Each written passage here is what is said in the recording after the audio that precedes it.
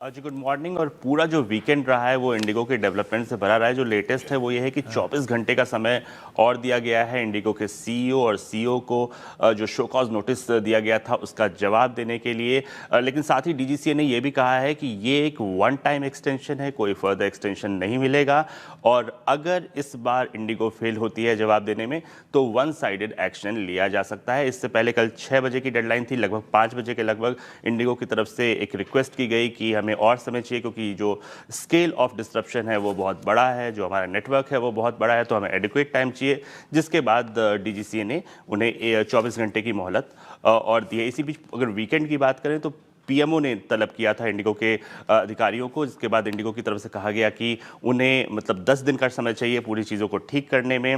साथ ही पार्लियामेंट की जो स्टैंडिंग कमेटी है ट्रांसपोर्ट, टूरिज्म और कल्चर की, वो इंडिगो को समन करने वाले हैं। वो पूछेंगे कि जो इतना बड़ा डिस्ट्रप्शन हुआ है उसके लिए उन्हें जिम्मेदार क्यों ना ठहराया जाए, और साथ ही अगर किसी तरह की पेनल्टी की सिफारिश भी वो कर सकते हैं। इसी बीच वीकेंड में एक और चीज़ हुई थी, वो थी फेयर कैप। सरकार ने फेयर कैप लगाया था अलग अलग रूट्स पे, कई जगह उसका पालन भी हुआ। लेकिन कल रात को एयर इंडिया और स्पाइस जेट को नोटिस दिया गया है डीजीसीए की तरफ से, और साथ ही ये भी कहा गया है कि कुछ सर्टेन रूट्स पे वायलेशन किया गया है। तो आज 12 बजे तक का जो है उन्हें समय दिया गया है। एक स्क्रीनशॉट शेयर किया गया है जिन रूट्स पे वायलेशन हुआ है कि यहाँ पे आपने फेयर कैप का वायलेशन किया है, क्यों ना आपके खिलाफ कार्रवाई की जाए।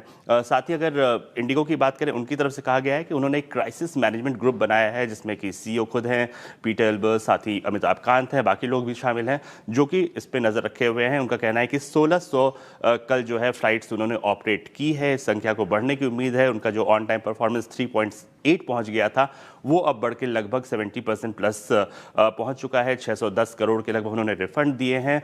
लेकिन एक चीज़ मैं बताना चाहूँगा कि कल मेरी एक बहुत ही सीनियर अधिकारी से बात हो रही थी सिविल एविएशन मिनिस्ट्री में। उनका कहना था कि पीएमओ से लेकर मंत्रालय तक, खुद मंत्री तक बहुत ही नाराज़गी है एक सरकार में इस पूरे इंसिडेंट को लेकर। और आने वाले दिनों में अगर जो जवाब आता है वो सेटिस्फाइड नहीं होते हैं उस जवाब से, तो बहुत ही हैवी पेनल्टी भी संभव है।